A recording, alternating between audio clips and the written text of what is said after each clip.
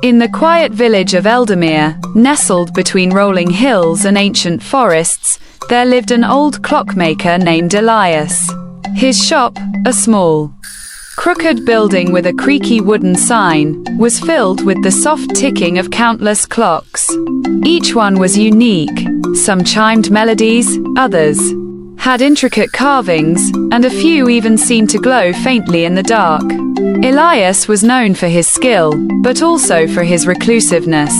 He rarely spoke to anyone, and the villagers often whispered about the strange occurrences in his shop. They said that his clocks didn't just tell time, they could manipulate it. One day, a curious young girl named Lila wandered into the shop.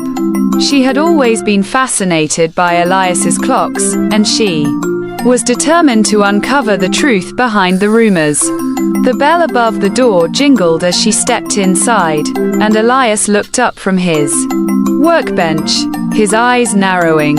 "What do you want, child?" he asked, his voice gruff but not unkind. "I want to know if the stories are true," Lila said boldly. "Do your clocks really do magic?" Elias hesitated, then sighed. "Sit down," he said, gesturing to a stool. "I'll tell you a story." He began to explain that long ago, he had discovered a hidden mechanism, a way to weave time itself into the gears of a clock. But such power came with a price. Every time he used it, a piece of his own life was taken away. He showed Lila a small, golden pocket watch. Its face was cracked, and its hands moved backward. "This is the first clock I ever made," Elias said. "It holds a fragment of my past. But it's also a warning. Time is not something to be trifled with." Lila's eyes widened. "Can I try it?" she asked. Elias shook his head. "No, the consequences are too great. But there is something you can do for me." He handed her a small, silver key. "This key unlocks a clock I've hidden away. It's my greatest creation, but also my greatest regret.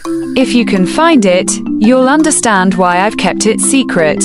Lila took the key and spent days searching the village, following cryptic clues Elias had left behind. Finally, she discovered the clock hidden in the hollow of an ancient oak tree. It was beautiful, with swirling patterns and a faint, golden light. When she turned the key, the clock began to chime, and the air around her shimmered. Suddenly, Lila found herself standing in the past. She saw Elias as a young man, full of hope and ambition.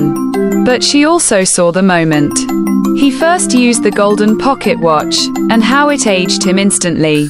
She realized that the clock she had found was a way to undo his mistakes, but only if someone else was willing to take the risk. When Lila returned to the present, she confronted Elias. "Why did you give me this?" she asked. "You could have fixed everything yourself." Elias smiled sadly. "Because I've lived long enough to know that some mistakes are meant to teach us, not to be undone. I wanted you to see the cost of tampering with time, and to understand that some things are better left as they are." Lila nodded, her heart heavy but wiser.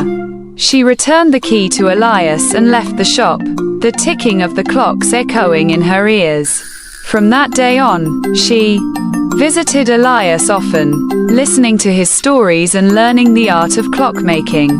And though she never used the golden pocket watch, she always remembered the lesson it held, that time, like life, is precious and fleeting.